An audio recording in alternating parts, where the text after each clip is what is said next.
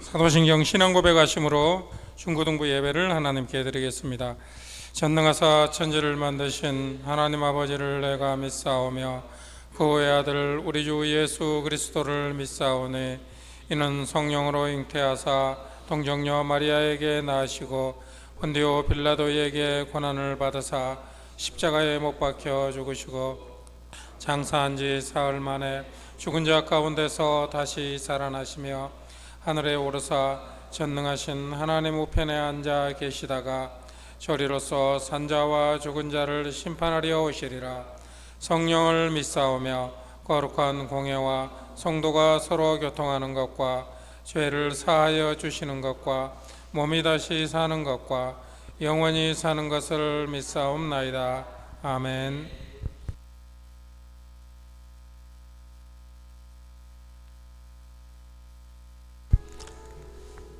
자, 이제 찬양 드릴 시간이에요. 여러분들 한 주간도 잘 지내셨어요? 자, 이번 주만 잘 하면 우리 또 추석 명절이 길게, 이번에는 아주 길더라고요. 그렇죠? 보낼 수 있으니까 이번 한 주간만 또 열심히 하면은 좀 쉴 수 있을 것 같아요. 네. 자, 오늘 선생님 혼자 찬양을 합니다. 어떻게 해야겠습니까? 응? 크게 불러야죠. 내가? 누가? 최한호가요. 누가요? 여러분들이. 선생님 오늘 뭐 공연하러 온 것도 아니고 그런 실력도 없고요. 그러니까 여러분들과 함께 즐겁게 찬양을 했으면 좋겠고요. 여러분도 우리 같이 한 마음으로 목소리 높여서 우리 하나님께 들릴 때까지 큰 소리로 함께 찬양을 했으면 좋겠습니다. 그러실 수 있죠? 네, 우리 이 시간에 함께 기쁜 마음으로 우리 내 진정 사모하는 찬양하도록 하겠습니다.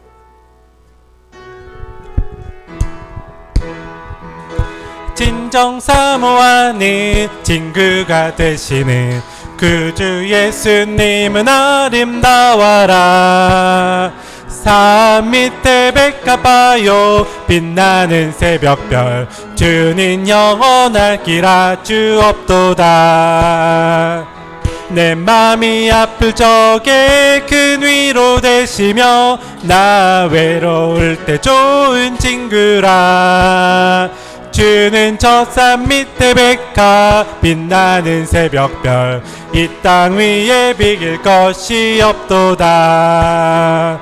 내 모든 염려 이 세상 고락과 나와 항상 같이 하여 주시고 시험을 당할 때에 악마의 개교를 즉시 물리치사 날 지키시네. 온 세상 날 버려도 그 예수 안 버려 끝까지 나를 돌아보시니. 주는 저 산 밑에 백합 빛나는 새벽별 이 땅 위에 비길 것이 없도다. 내 맘을 다하여서 주님을 따르며 나 길이 나를 항항하리니. 물불이 두렵지 않고 장검이 겁없네. 주는 높은 산성 내 방패시라. 내 영혼 먹이시는 그 은혜 누리고 나 친히 주를 뵙기 원하네. 주는 저 산 밑에 백합 빛나는 새벽별 이 땅 위에 비길. 우리 3절 한 번 더 찬양할게요. 내 맘을 다하여서 주님을 따르며 길이 나를 사랑하리니. 물불이 두렵지 않고 장검이 겁없네. 주는 높은 산성 내 방패시라. 내 영혼 먹이시는 그 은혜 누리고 나 친히 주를 뵙기 원하네. 주는 저 산 밑에 백합 빛나는 새벽별 이 땅 위에 비길 것이 없도다. 여호와를 즐거이 불러 기쁨으로 주께 나가리. 여호와 하나님 나 주의 백성 기르시는 양이라. 아멘. 여호와를 즐거이 불러 기쁨으로 주께 나가림. 여호와 하나님 나 주의 백성 기르시는 양이라. 감사함으로 주를 높이며 그 문에 들어갔어. 찬송함으로 그 이름을 송축할지. 여호와를 즐거이 불러 여호와를 즐거이 불러. 기쁨으로 주께 나가리. 여호와 하나님 나 주의 백성 기르시는 양일. 여호와를 즐거이 불러. 기쁨으로 주께 나가리. 여호와 하나님 나 주의 백성 기르시는 양이라. 감사함으로 주를 높이며 그 문에 들어갔어. 찬송함으로 그 이름을 송축할. 감사함으로 주를 높이며 그 문에 들어갔어. 찬송함으로 그 이름을 송축할지. 주의 선함과 인자하심이 영원하고 주의 성실하심이 대대에 미치리로다. 감사함으로 주를 높이며 그 문에 들어갔어. 찬송함으로 그 이름을 송축할지. 감사함으로 주를 높이며 그 문에 들어갔어. 찬송함으로 그 이름을 송축할지어다.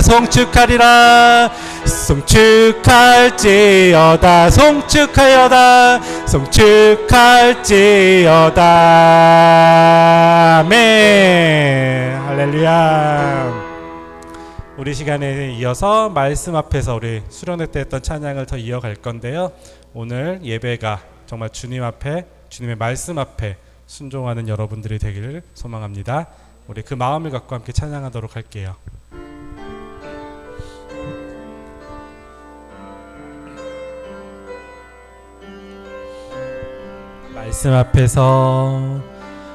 말씀 앞에서 경외함으로 주께 홀로 섭니다. 생명의 말씀 읽고 순종해 주를 예배합니다.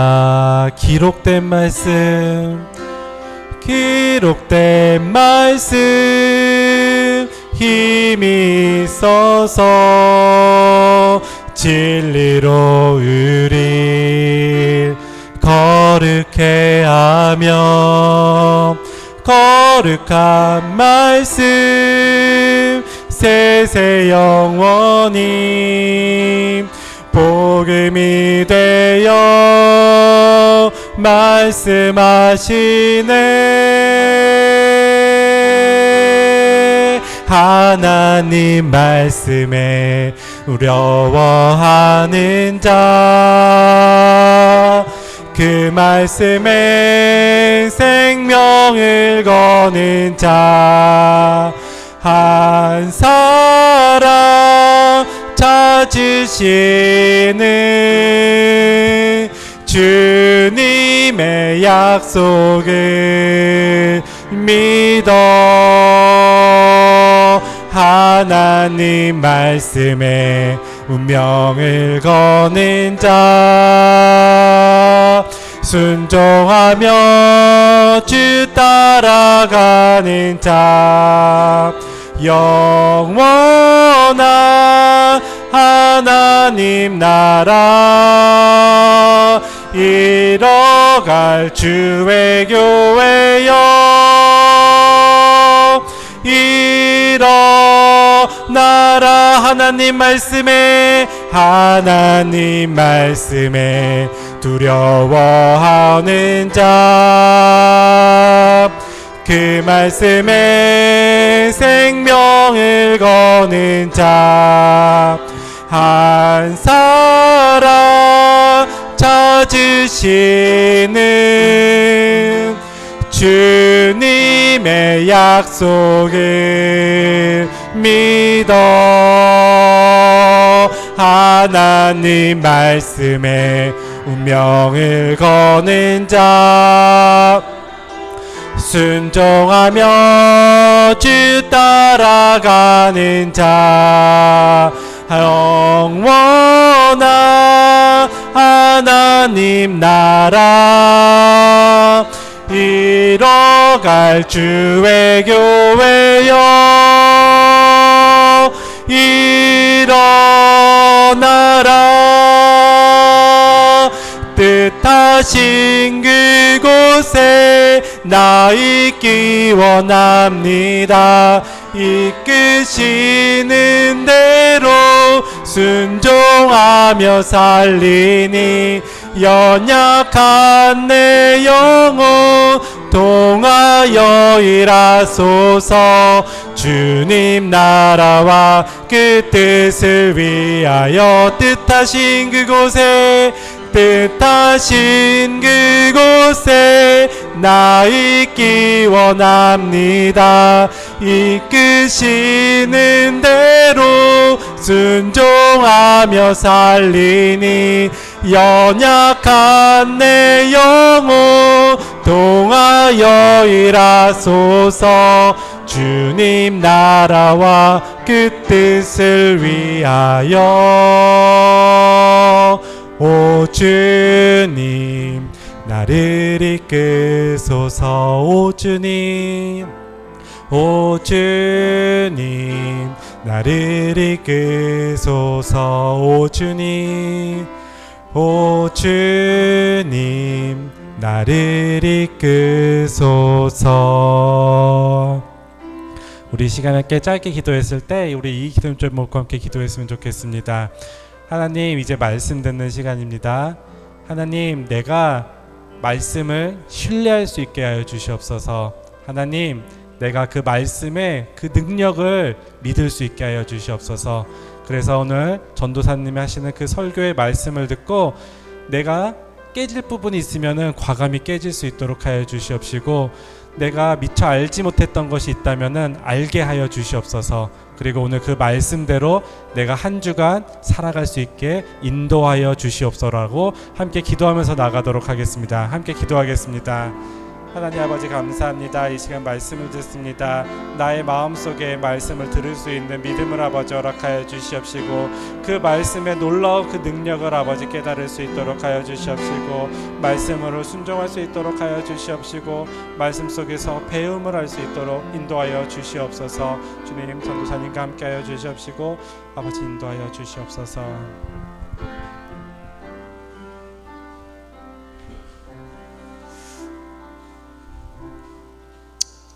하나님 아버지, 오늘도 주님 전에 나와 예배드릴 수 있도록 우리의 발걸음 인도하신 감사합니다. 우리에게 하나님의 영광을 나타낼 수 있는 기회를 허락하셔서 큰 은혜를 허락해 주시고 믿음 허락하신 감사합니다. 하지만 또 우리는 받은 은혜를 계속 가지고 살아갈 수 없다는 것을 번번이 깨닫습니다. 우리를 불쌍히 여겨주세요. 우리의 마음과 상황을 주장하여 주시고 예배를 우선순위에 둘 수 있게 하시고 늘 말씀과 기도로 주님과 동행하는 삶 살게 해주세요. 우리의 죄를 사하시기 위해서 십자가를 향해 가시는 그 길에도 한 명이라도 더 많은 영혼을 만나주시기 위해 찾아와 주셨던 예수님을 기억합니다. 우리의 삶 가운데 개입해 주시고 순간마다 주님을 느낄 수 있도록 우리와 함께 하시는 주님을 기억할 수 있도록 해주세요. 새로운 학계에서 필요한 능력과 지혜 허락하시고 하나님이 우리를 통해 하시고자 하시는 일에 쓰임받을 수 있는 우리가 되게 해주세요. 말씀을 듣습니다. 말씀 전하시는 전도사님에게도 능력 주시고 주실 은혜를 기대하는 우리가 되게 해주세요. 주실 은혜 감사합니다. 예수님 이름으로 기도드렸습니다. 아멘.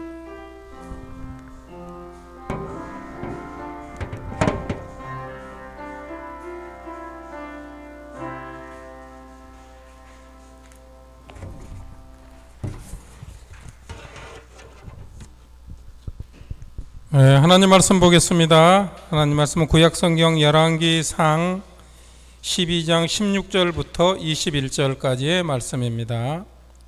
열왕기상 12장 16절부터 21절까지의 말씀입니다. 네, 제가 읽어드리겠습니다. 온 이스라엘이 자기들의 말을 왕이 듣지 아니함을 보고 왕에게 대답하여 이르되 우리가 다윗과 무슨 관계가 있느냐? 이새의 아들에게서 받을 유산이 없도다. 이스라엘아, 너희의 장막으로 돌아가라. 다윗이여, 이제 너는 내 집이나 돌아보라 하고 이스라엘이 그 장막으로 돌아가니라. 그러나 유다 성읍들에 사는 이스라엘 자손에게는 르호보암이 그들의 왕이 되었더라. 르호보암이 왕의 역군의 감독 아도람을 보냈더니 온 이스라엘이 그를 돌로 쳐 죽인지라. 르호보암이 왕이 급히 수레에 올라 예루살렘으로 도망하였더라. 이에 이스라엘이 다윗의 집을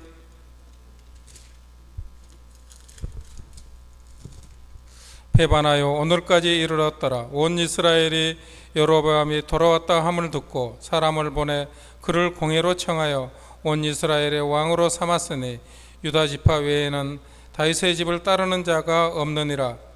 르호보암이 예루살렘에 이르러 유다 온 족속과 베냐민 지파를 모으니 택한 용사가 18만 명이라. 이스라엘 족속과 싸워 나라를 회복하여 솔로몬의 아들 르호보암에게 돌리려 하더니. 아멘. 전도사님 나오셔서 엄마 다른 아들이라는 제목으로 말씀 증거해 주시겠습니다. 나오실 때 샬롬으로 인사하겠습니다.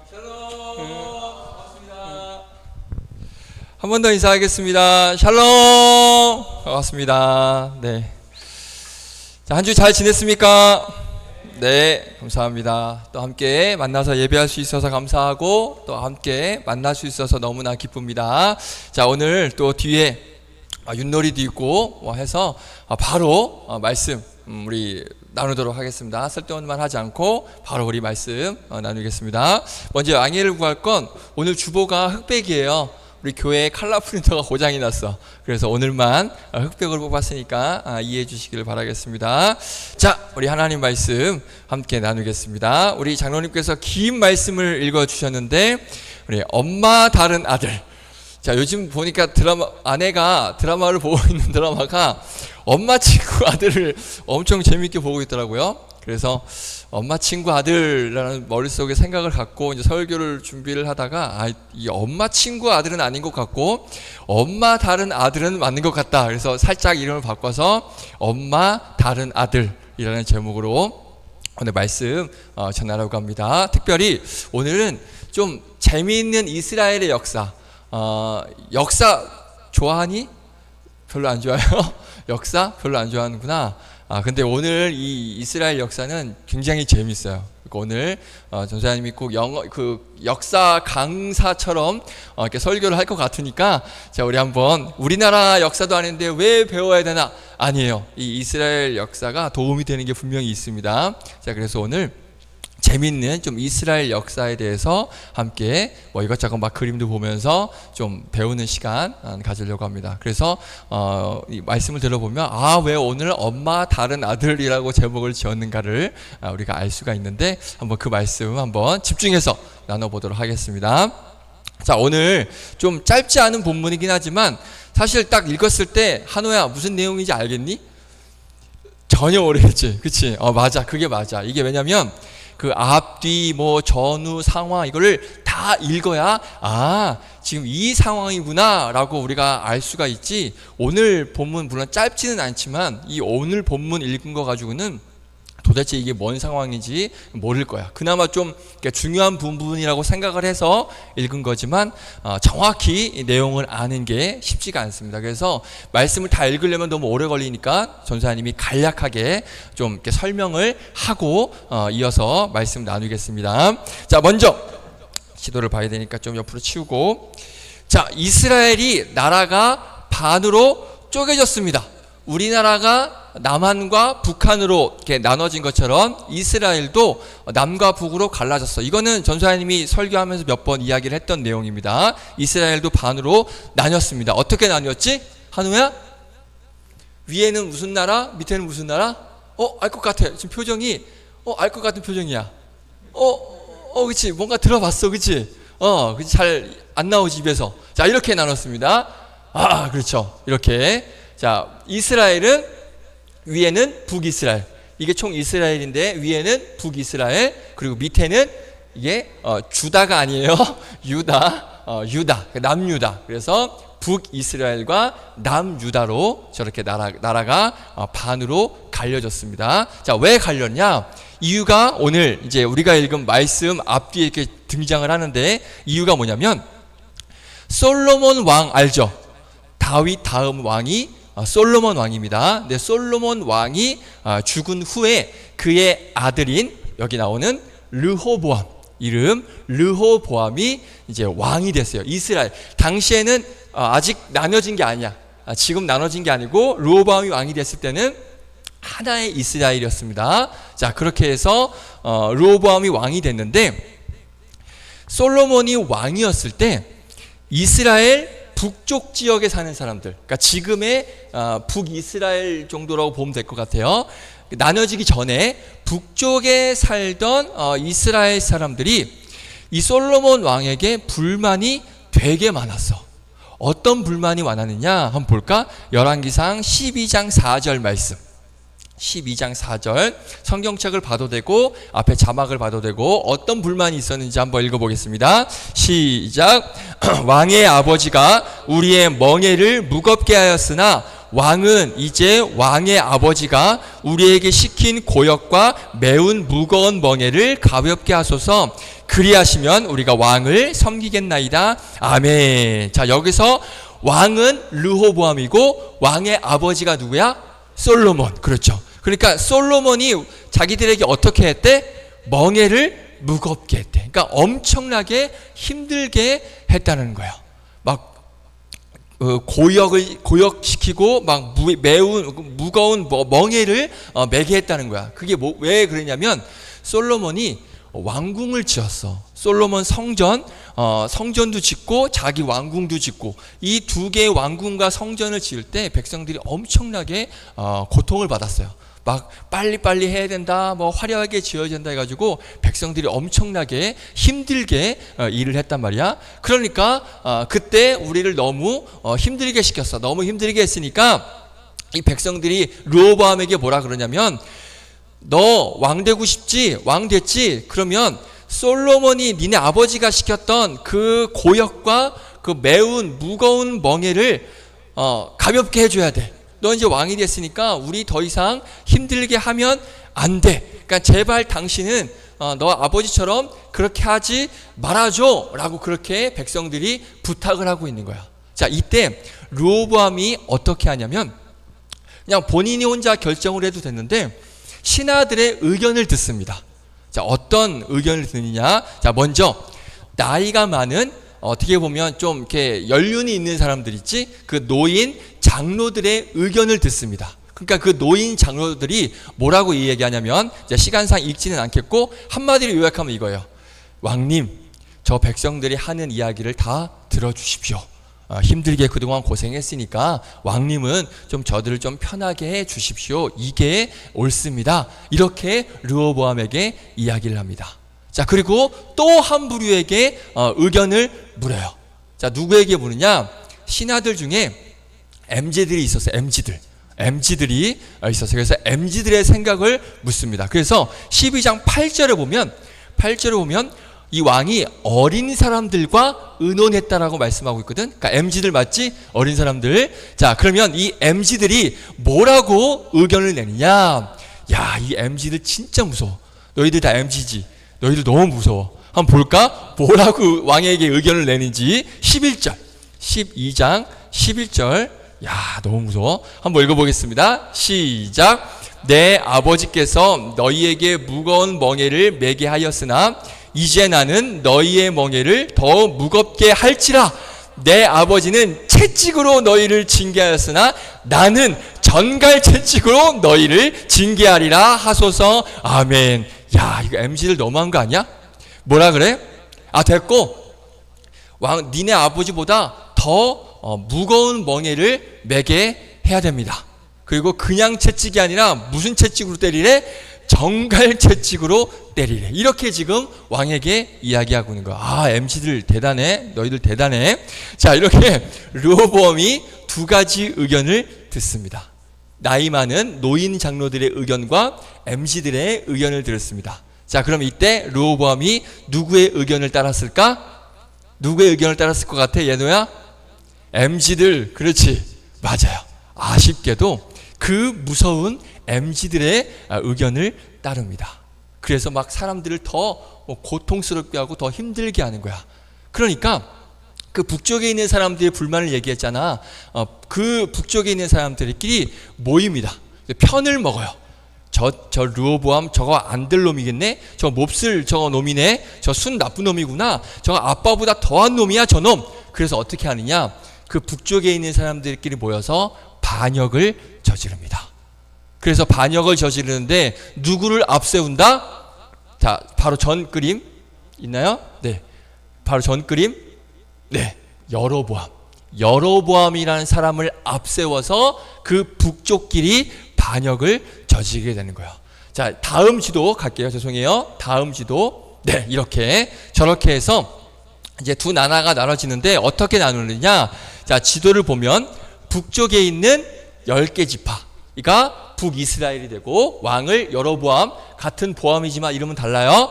그리고 밑에는 남유다라는 나라, 2개의 지파, 유다 지파와 베냐민 지파. 그러니까 총 12개의 지파 중에 10개의 지파와 2개의 지파로 북이스라엘과 남유다로 이렇게 나눠지게 됩니다. 자, 여기까지 이해됐지? 왜 대충 이렇게 나라가 나뉘었는지 이제 이해가 됐죠? 자, 그런데 이제부터가 더 재밌어. 잘 봐봐. 우리 집중해서 한번 잘 들어볼게. 잘 봐. 저렇게 나라가 반으로 쪼개졌는데 상식적으로 북쪽에 있는 지파들이 이제 북쪽에 붙어서 북이스라엘을 만들고, 그리고 남쪽에 있는 지파들끼리 남쪽에 이렇게 모여서 남유다를 만드는 게 그게 상식적이지. 맞지? 맞지? 자, 그런데 재밌는 게 뭐냐면 오른쪽 지도를 봐봐. 빨간 게 북이스라엘이라는 나라를 이룬 지파야. 빨간 게 총 세보면 10개입니다. 자, 그런데 빨간 게 북이스라엘이고 노란 동그라미가, 노란 거 보이니? 2개? 2개가 여기 보이지? 2개, 여기 2개, 이렇게 남유다야. 자, 그런데 빨간색 이스라엘, 북이스라엘 지파 중에 유독 한 지파가 눈에 띄는 지파가 있어. 어딜 것 같아, 한우야? 자, 원래 북쪽에 있는 사람들이 모여서 북이스라엘 만들었잖아.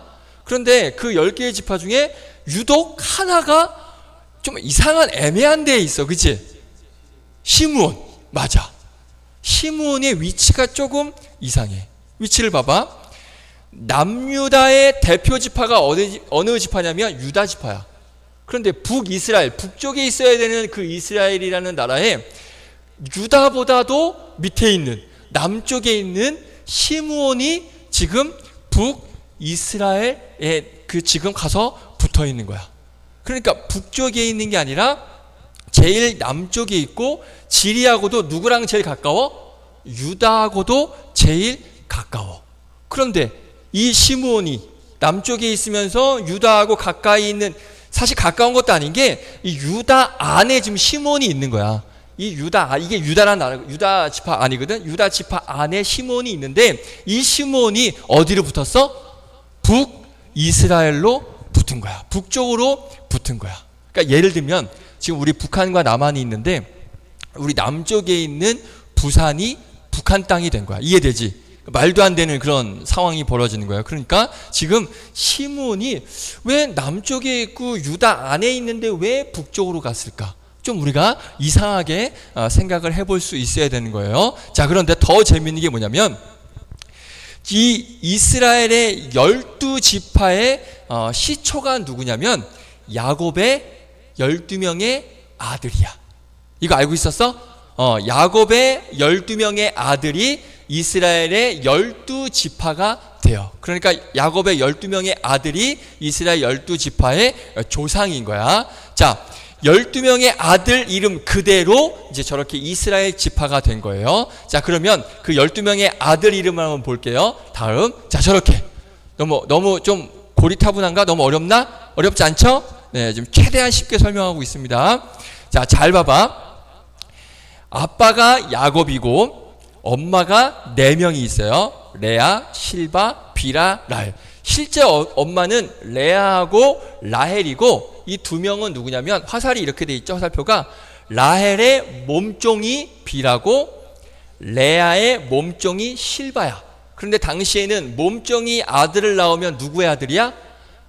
엄마 레아의 아들이야. 그러니까 비라가 아들을 낳아도 라헬이 아들이야. 근데 일단 요 비라가 누구를 낳고 실바가 누구를 낳고 지금 이렇게 돼 있는 거예요. 저렇게 12명의 아들들의 이름이 쭉 있습니다. 참고로 이 앞에 있는 숫자는 첫째 숫자야. 우리 한호가 1번, 예노가 2번, 3번이 은호인 것처럼 저렇게 앞에 숫자가 첫째, 르우벤이 첫째, 시므온이 둘째 이런 식으로 저게 이제 아들 순번입니다. 자, 그런데 시므온은 잘 봐봐. 시므온이 어디 있어요? 엄마가 누구야? 레아예요. 그런데 같은 형제 중에 눈에 띄는 이름이 한 명이 있어. 4번. 이름이 뭐지? 유다. 유다는 시므온의 동생이야. 엄마가 같아. 같은 형제야. 엄마 같은 형제. 이렇게 되는 거야.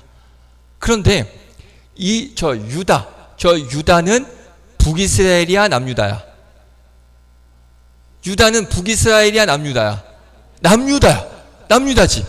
같은 엄마 뱃속에서 나온 형제가 유다야. 엄마가 같은 아들인데, 그런데 유다는 남유다인데 저 시므온은 어디로 붙었어? 북이스라엘로 붙어버렸어. 북쪽에 붙어버렸어. 엄마도 같아. 그리고 사실 위치도 유다하고 제일 가까워. 남쪽에 있어. 그런데 어디에 붙었어? 북쪽에 붙어버렸어. 이해가 돼, 안 돼? 납득이 잘 안 가지 않나? 그쵸? 아닌가? 전사님만 납득이 안 가? 납득이 안 가지 않아?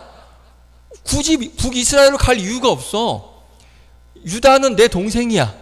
그리고 같은 남쪽에 있어. 유다 안에 내가 있어. 그런데 왜 굳이 유다를 버리고 북이스라엘로 붙었을까? 이해가 안 돼. 자, 그리고 더 재밌는 게 있습니다. 다음. 자, 아까 봤던 지도인데 한번 다시 볼게. 자, 남유다에 속한 지파가 2개라 그랬어요. 어떤 지파? 유다와 베냐민 지파. 자, 유다는 유다니까 남유다가 됐겠지. 자, 유다는 그렇다 쳐도 갑자기 생뚱맞게 누가 남유다에 들어와 있어요? 베냐민이 남유다에 들어와 있네. 그렇죠? 우리 다시 아까 12아들을 볼게요.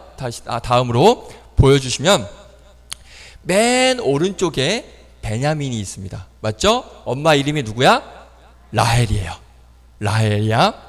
그런데 엄마가 같은 형제가 있어요. 한 사람. 누구지? 이름이 요셉이에요. 라헬이 낳은 유일한 아들이 바로 이 요셉과 베냐민 이 2명이에요. 그런데 요셉 밑에 이상한 이름이 써 있네. 이 이름은 누굴까? 에브라임과 므낫세. 누굴 것 같아? 느낌상? 한우야? 누굴 것 같아? 왜 요셉 밑에 에브라임과 므낫세가 이름이 적혀 있을까? 자, 요셉의 아들이 이름이 에브라임과 므낫세예요. 이해됐어요? 자, 그런데 왜 이렇게 적혀 있냐? 요셉 지파가 있어, 없어? 요셉 지파는 없어요. 왜 없냐? 요셉이 지파가 되지 않고 요셉의 아들인 에브라임과 므낫세가 지파가 돼요. 그래서 에브라임 지파, 므낫세 지파. 그러니까 12명의 아들 중에 요셉이 한 명이 빠졌어. 그러면 11명이지. 11명이지. 그런데 아들 둘이 지파가 됐으면 몇 개가 지파가 돼야 돼? 13개. 근데 왜 12지파라 그래? 13개 해야 되는데. 뭐가 하나 빠진 사람이 있어. 누가 빠졌을까? 레위. 레위는 지파에 들어가지 않아요. 레위는 제사장 지파이기 때문에, 쉽게 말하면 목사님 지파이기 때문에, 그러니까 지파 땅을 부여받지 않아서 12지파에는 레위가 빠졌어요. 그래서 총 12개의 지파가 계속 유지가 되는 거예요. 여기까지 이해됐어요? 요거 기억해놔. 나중에 누가 13지파 아니에요? 라고 했을 때, 야, 이 바보야, 레위는 지파가 아니야. 이렇게 잘난 척하면 돼요. 알겠죠? 자, 이렇게 해서 12지파가 이루어지는 겁니다. 자, 근데 잘 봐봐. 지금 베냐민은 에브라임과 므낫세와 같은 가족이야. 맞지? 형제는 요셉이지만 요셉의 아들들이 같이 이렇게 있으니까 이 베냐민은 에브라임과 므낫세와 같은 가족이야. 그런데 베냐민은 그러면 누구랑 붙어야 되는 게 정상이야? 같은 가족이면 누구랑 붙어야 돼? 에브라임과 므낫세 지파와 같이 붙어야 되는 게 정상이야. 왜? 엄마가 같고 같은 가족이야. 같은 가족이잖아. 그렇지? 자, 그러면 에브라임과 므낫세는 어디에 소속되어 있는 지파일까? 북이스라엘일까? 남유다일까? 북이스라엘. 아까 남유다에는 2개밖에 없었잖아. 유다와 베냐민. 그러니까 에브라임과 므낫세는 북이스라엘에 속해 있습니다. 다음 사진 다시 지도 볼게요. 그렇죠? 므낫세, 에브라임, 북이스라엘. 빨간색이죠? 북이스라엘에 속해 있는 지파예요. 그러면 베냐민은 당연히 어디로 붙어야 되는 게 정상이야? 북이스라엘에 붙어야 되는 게 정상이야. 가족이니까. 그리고 위치도 보면 유다 위에 있어.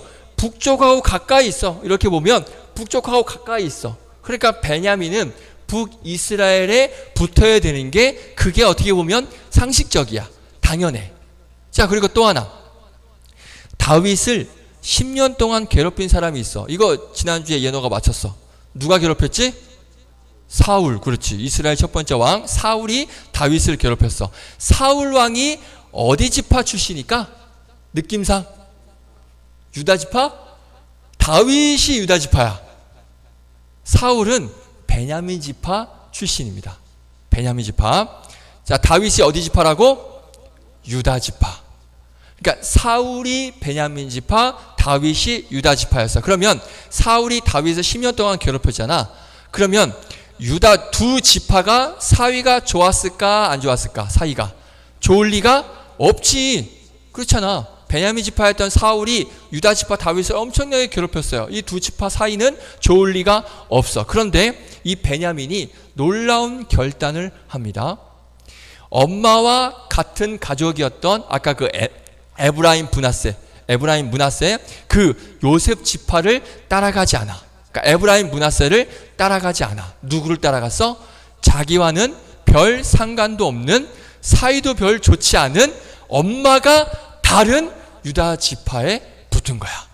엄마 다른 아들이 유다 지파에게 붙어버린 거야. 말이 안 되는, 상식적으로 이해가 안 되는 일이 벌어지는 거지. 엄마도 달라. 그리고 위치도 북쪽하고 더 가까워. 그리고 처음부터 사이가 좋은 지파도 아니었어. 그런데 베냐민은 유다 지파와 붙으면서 남유다라는 나라를 이루게 됩니다. 왜 그랬을까? 이유가 뭘까? 자, 시간을 거슬러서 우리 창세기로 올라가 보겠습니다. 창세기로 올라가 볼게요. 요셉이 형들에 의해서 애굽이란 나라에 팔려갔어. 이거 혹시 아니? 이 스토리 알아? 그럼 빨리 넘어갈게. 팔려갔어요. 근데 나중에 요셉이 애굽에 뭐가 되지? 총리. 그치, 총리. 총리가 됩니다. 자, 그때 이스라엘에 엄청난 흉년이 일어나요. 기근이 일어나. 가뭄이 일어나. 그래가지고 먹을 게 없어요. 그래서 요셉의 형들이 어디로 먹을 걸 구하러 가냐면 애굽이라는 나라에 먹을 것을 구하러 갑니다. 자, 그때 그 애굽의 총리가 누구라고? 요셉.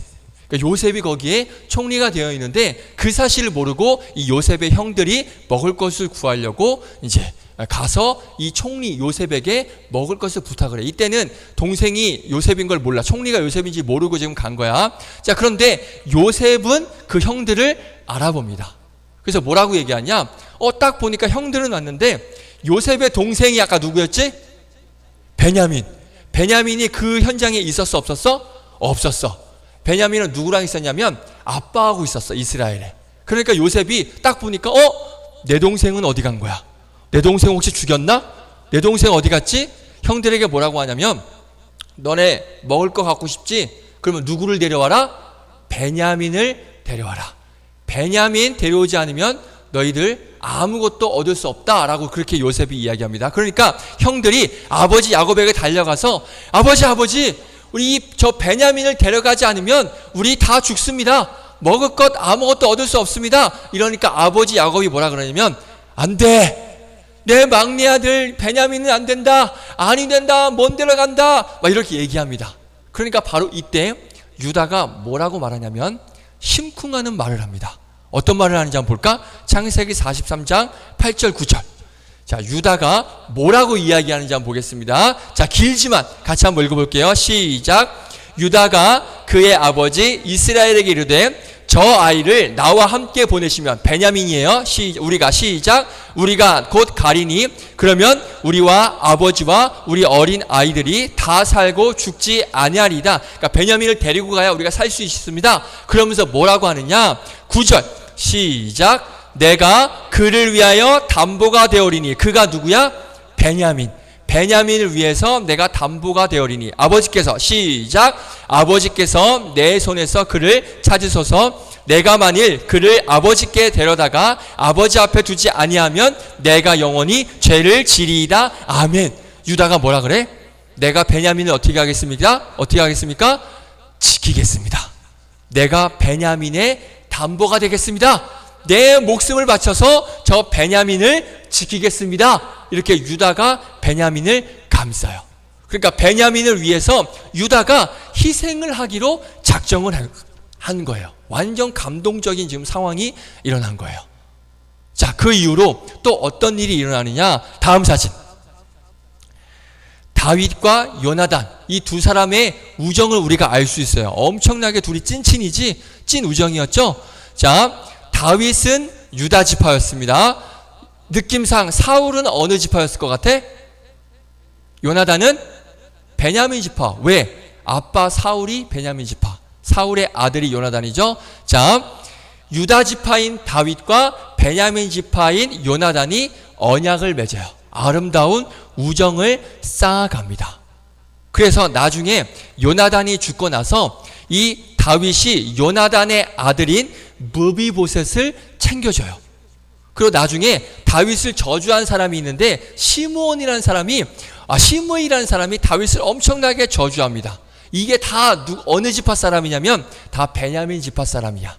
요나단도 베냐민 지파, 그의 아들 무비보셋도 베냐민 지파, 다윗을 저주했던 사람도 베냐민 지파예요. 그러니까 유다 지파인 이 다윗은 베냐민 지파 사람들을 다 어떻게 했어요? 지켜주고 감싸주고 보호해줬던 그러한 경험이 있는 거야. 그러니까 베냐민은 유다를 통하여서 엄청나게 많은 도움을 받았던 사람이 바로 이 베냐민이에요. 그러니까 베냐민이 누구를 선택할 수밖에 없었어? 유다를 선택할 수밖에 없었어. 먼 옛날 나를 위해서 자기를 지켜주겠다고 했던 사람이 유다였어. 그리고 유다 지파였던 다윗이 우리 베냐민 지파 사람들을 너무나 많이 챙겨줬단 말이야. 그리고 또 하나 중요한 것 한 가지, 하나님께서 다윗에게 뭐라고 말씀하시냐면 이 말씀이 있어. 한번 읽어볼까? 역대하 21장 7절. 역대하 21장 7절. 자, 하나님께서 뭐라고 말씀하셨는지 한번 읽어보겠습니다. 시작.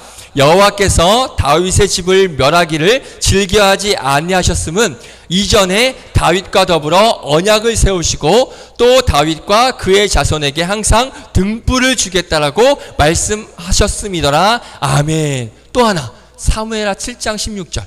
다윗에게 하나님께서 뭐라고 약속하셨는지 자 7장 16절 시작. 내 집과 내 나라가 내 앞에서 영원히 보존되고 내 왕위가 영원히 견고하리라 하셨다 하라. 아멘. 여기서 내 집과 내 나라가 누구야? 다윗이야. 다윗 집과 다윗의 나라가 영원히 견고할 것이다 라고 하나님께서 다윗에게 약속을 하신 적이 있어요. 그러니까 그 다윗 왕족 유다 사람들을 영원히 지켜주겠다라고 약속을 했습니다. 그래서 그 유다 지파에서 누가 나오느냐? 이 세상의 구원자, 영원히 살아계신 누구? 하나님의 아들 예수 그리스도가 유다 지파에서 나옵니다. 예수님이 이 지파에서 나오시는 거야. 그러니까 베냐민은 유다를 영원히 세우겠다라는 그 하나님의 말씀을 기억했어. 유다 왕조를 영원히 견고하게 지키시겠다라고 하신 그 하나님의 약속을 기억했어. 그리고 또 그동안 자기를 지켜주고 자기를 감싸주고 자기에게 은혜를 베풀었던 어떤 지파? 유다 지파와 함께 하기로 결정을 한 거예요. 그래서 이 베냐민 지파는 누구를 선택해? 유다 지파를 선택할 수 있었던 거예요. 자, 그러면 이 선택을 한 베냐민 지파, 이 선택이 과연 어땠을까? 좋았을까? 안 좋았을까? 그 결과를 알려주고 마치겠습니다. 베냐민 지파가 그 북쪽 지파를 선택하지 않고 그러니까 유다 지파를 선택했습니다. 그 결과가 뭘까? 잘 들어보세요. 자, 좀 졸리겠지만 한번 잘 들어봐. 북이스라엘에 붙은 10개의 지파는 나중에 아수르에게 다 멸망이 돼서 끌려갑니다. 그래서 완전히 다 사라져요. 그나마 남아있는 사람들은 혼혈이 되어버립니다. 짬뽕이 되어버려요. 그러니까 아수르에게 끌려가서 그 사람들과 막 같이 결혼을 하면서 같이 혼혈이 되어버립니다. 짬뽕이 되어버려요. 그래서 이 사람들을 신약시대에서 뭐라고 부르냐면 아마 들어봤을 거야. 아, 이거 맞추면 대박인데. 이스라엘 사람들이 상종하지 않았던 사람이 있어. 4글자. 그때 설교 때도 이렇게 쭉 가면 되는데 옆으로 돌아갔어. 누구 사람? 그렇지. 이 북이스라엘 10개의 지파가 아수르에 끌려가지고 나중에 막 혼혈이 되고 짬뽕이 된 사람이 누가 되냐면 바로 신약에 나오는 사마리아 사람들이 됩니다. 사마리아 사람들. 이스라엘 사람들한테 개만도 그런 대우를 받지 못한 개 취급 받았던 사람들이 바로 이 사마리아 사람들이었죠. 자, 그래서 이 10지파는 더 이상 성경이 추적하지 않아. 무슨 말이냐면 신약 성경에 보면 좀 어렵지만 잘 들어봐. 누군가 사람을 소개할 때 뭐 누구 지파 출신, 누구 지파 사람 이렇게 소개를 하거든. 그런데 신약 성경에서 어떤 누군가를 소개할 때 북이스라엘에 속해 있던 그 10개의 지파 있지, 그 10지파의 이름은 전혀 나오지 않아. 예를 들면 뭐 르벤 지파 출신이다, 뭐 이사갈 지파 출신이다, 뭐 단 지파 출신이다. 지금 전사님이 말한 게 다 북이스라엘 10개 지파거든. 그런데 이런 이름들이 신약에 하나도 안 나와. 유일하게 아셀 지파 딱 한 사람이 나오긴 한데 별 영향력 없는 사람이야. 자, 왜 이 사람들 아무도 안 나올까? 더 이상 이 10지파 사람들을 구분할 방법이 없어진 거야. 다 흩어져 버렸고 다 섞였기 때문에 더 이상 이 10개의 지파의 전통은 이미 끝났어. 더 이상 이제 더 이상 뭐 가문이 이어질 수도 없고 완전히 다 끝나버린 거야. 더 이상 그래서 10지파는 등장하지 않아, 성경에. 자, 그런데 끝까지 남은 게 누구냐면 남유다와 이 유다 지파가 남았어. 물론 나중에 바벨론에게 멸망당하긴 하지만 다시 회복되고 일어나거든. 자, 그래서 끝까지 남은 이 유다, 그래서 우리가 이스라엘 백성들을 지금 뭐라고 부르냐면 유대인 부르지. 들어봤지? 유대인 부르지. 바로 이 유다 지파가 지금의 유대인이 된 거야. 끝까지 살아남아서 지금의 유대인이 되는데 그 유대인의 시초가 어디다? 바로 이 유다 지파인 거예요. 좀 어렵지? 좀 어렵지만 지금의 유대인이 유다 지파구나, 이 유다 지파가 끝까지 살아남았구나, 이렇게 우리가 생각을 하면 돼요. 자, 그러니까 북이스라엘에 붙었던 10개의 지파는 흔적도 없이 다 사라져 버렸습니다. 유다 지파만 남았어요. 그래서 성경에 끝까지 계속 추적되고 있는 지파가 딱 2개예요. 레위까지 합치면 3개인데 레위는 지파가 없으니까 유다 지파가 추적이 되고, 놀랍게도 유다에 붙었던 한 지파가 신약 성경에 계속 등장을 합니다. 누구? 베냐민 지파. 유다와 함께 했다는 이유로 이 베냐민 지파가 끝까지 신약 성경에 등장을 합니다. 신약 성경에 나오는 대표적인 인물이 있습니다. 신약 성경 대부분을 썼던 사람 누구지? 바울, 사도 바울. 바울이 어디 지파 사람일까? 느낌상 베냐민 지파 사람이에요. 그래서 사도 바울이 자기를 뭐라고 소개하냐면 나는 베냐민 지파 출신이다 라고 소개를 합니다. 반대로 예수님의 12제자들은 지파가 확인이 안 돼. 그래서 뭐 베드로나 누구가 나는 누구 지파입니다 라고 소개를 할 수가 없어. 왜? 지파를 더 이상 알 수가 없어. 이미 다 흔적도 없이 사라졌기 때문에 그 나머지 10개의 지파는 전혀 나오지 않아. 근데 사도 바울은 유일하게 베냐민 지파라고, 이 베냐민 지파만 여전히 신약 성경에 등장을 하고 있습니다. 그러니까 베냐민 지파만 끝까지 추적이 되는 거야. 어떻게? 그 이유가 뭐라고?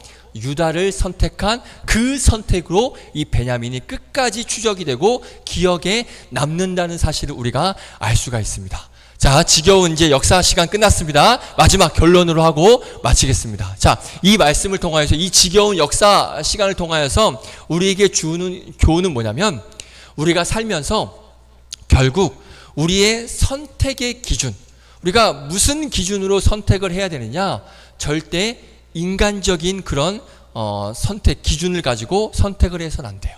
세상적인 기준을 가지고 우리가 선택을 하면 안 된다는 거예요.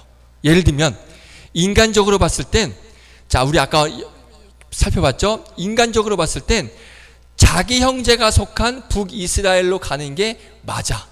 이 베냐민은 자기 형제가 속한 그 에브라임, 므낫세 거기로 가는 게 맞아.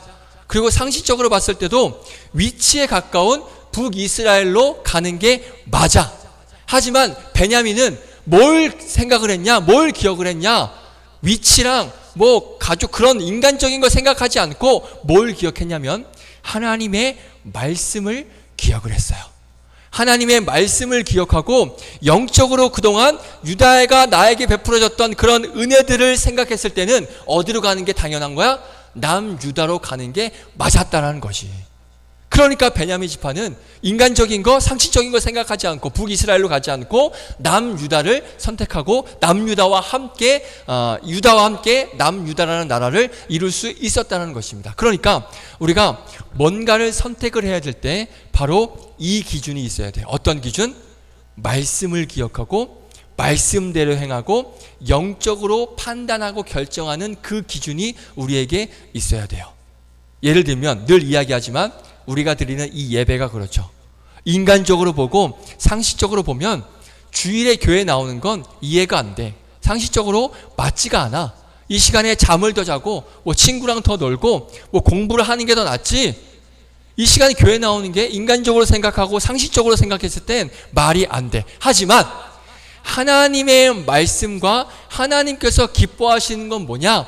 바로 이 자리에 나와 이 예배의 자리를 지키는 거야.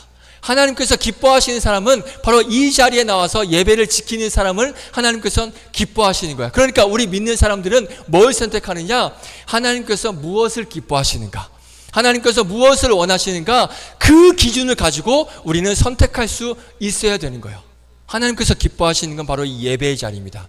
이 예배의 자리를 우리가 선택하고 지켰을 때 하나님께서는 그 사람들을 끝까지 기억하시고 끝까지 유다와 베냐민처럼 추적하시고 기억하신다는 사실을 기억하시기를 부탁드려요. 예배뿐만 아니라 다른 무언가를 결정할 때도 마찬가지입니다. 이게 세상적인가? 아니면 하나님께서 기뻐하실 만한 것인가?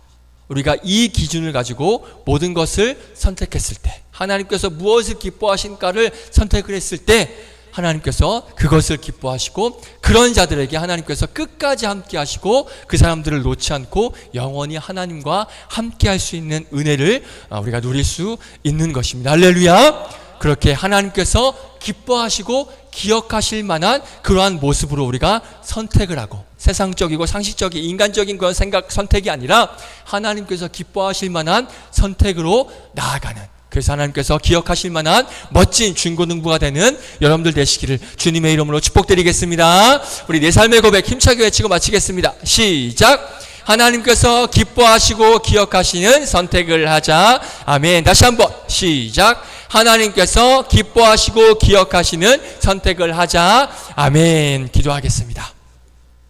하나님, 우리가 무언가를 선택할 때 기준을 어디에 둬야 되는지 우리가 나눴습니다.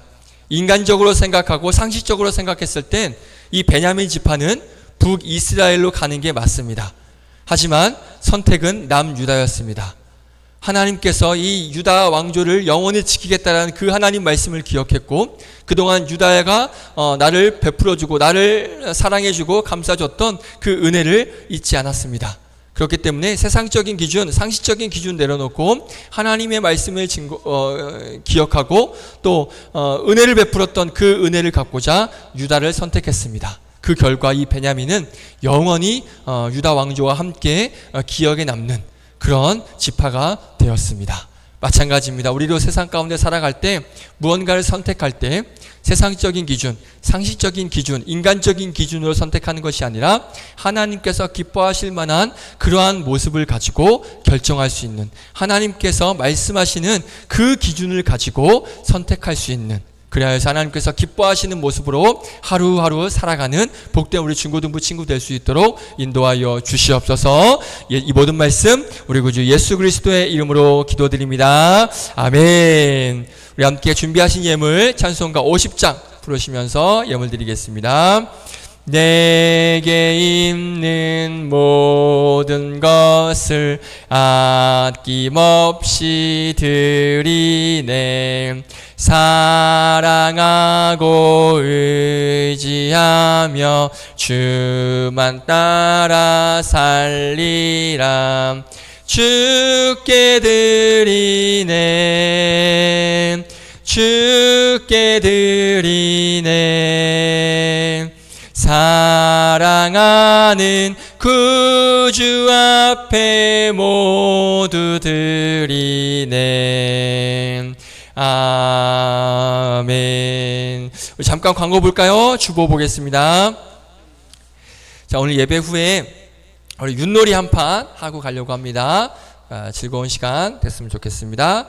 그리고 11월 17일 친구 초청 주일입니다. 우리 22일 날 우리 친구 전도할 친구 작정을 할 시간인데 우리 그때까지 작정할 친구를 위해서 기도하면서 준비할 수 있기를 바라겠습니다. 자, 그리고 우리 생일 축하 있는데 우리 특별히 우리 부장장로님 우리 9월 10일 생신을 맞았습니다. 우리 장로님, 우리 부장님 앞으로 잠깐 모셔서 축하드리겠습니다. 와.